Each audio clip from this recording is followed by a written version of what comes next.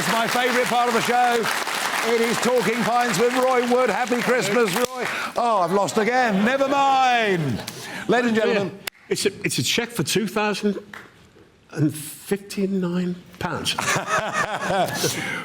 Roy Wood, local lad. You're from these parts. And looking at your life and your career, it's been music, it's been forming bands, it's been striving to make new music.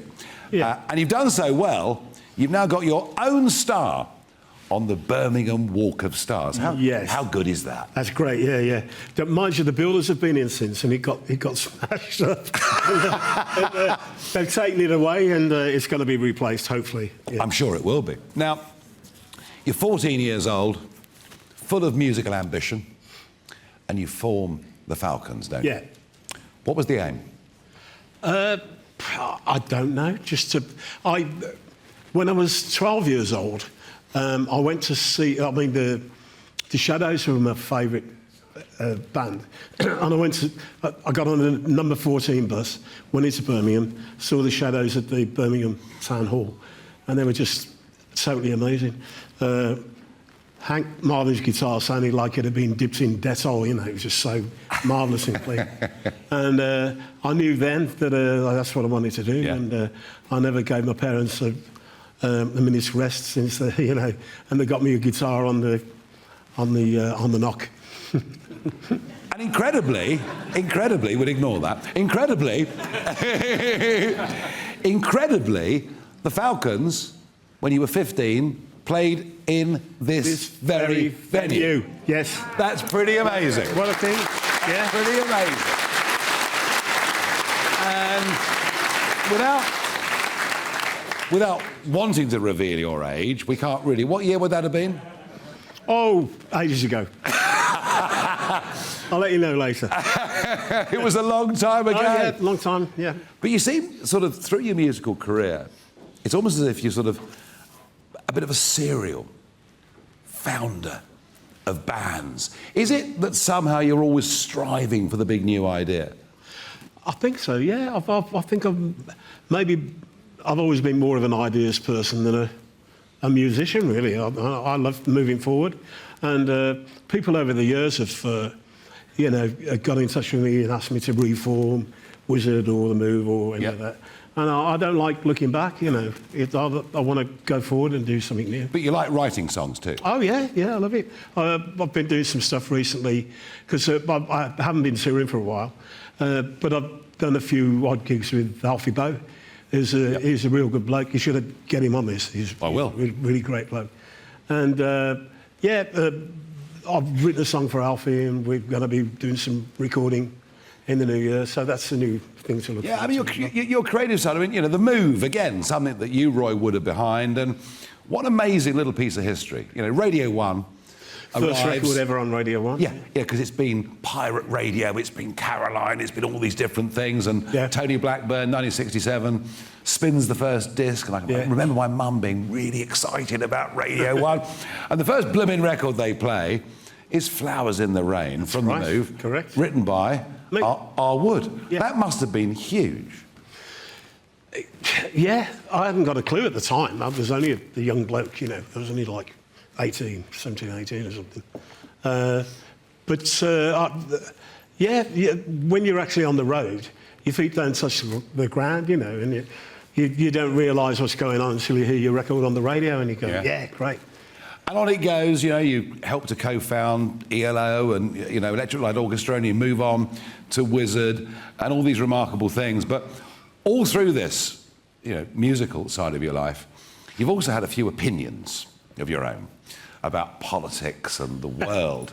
I was just reading some of your stuff. I mean, you were a UKIP member, you were a Brexit Party member, and that headline in the Birmingham Post, for those that don't know it. So you were the one that read it?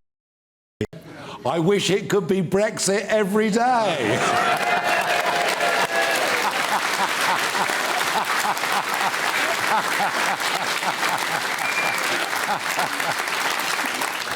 It's a shame it didn't work out as we would have wanted it to. No. Well, it's not perfect, but it is done at least, isn't it? It's done, yeah. It's done, and you were against it right from the very start. You know, you always believed it was a mistake, us getting involved in a political union with Europe. Oh, yeah, definitely. Yeah. It's a strange thing at the moment because I don't think most of the general public are comfortable with anything that's going on, and they don't really know who to vote for. It's like hold your nose and hope for the best, you know. Yeah. And I think you must think that way too. Oh, I do. And I think the level of dissatisfaction is enormously high, you know.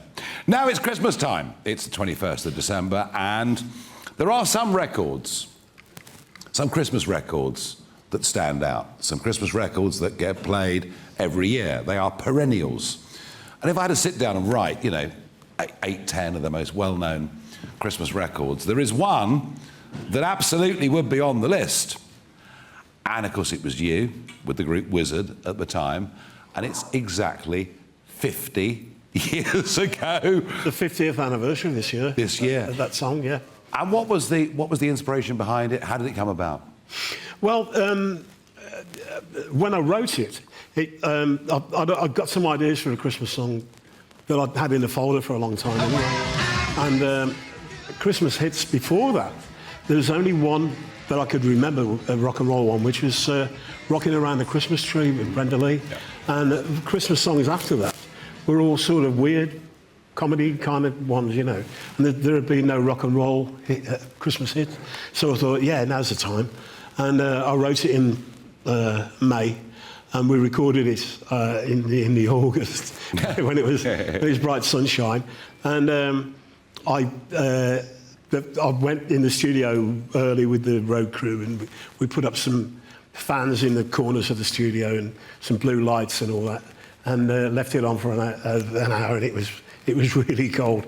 I phoned the band up and said, turn up with your overcoats and scarves and bobble hats and all that, which they did. And we recorded it like that in the freezing cold. And just to get the atmosphere, and we put trimmings up in the studio. What a hit. And there's a tree in the control room and all that.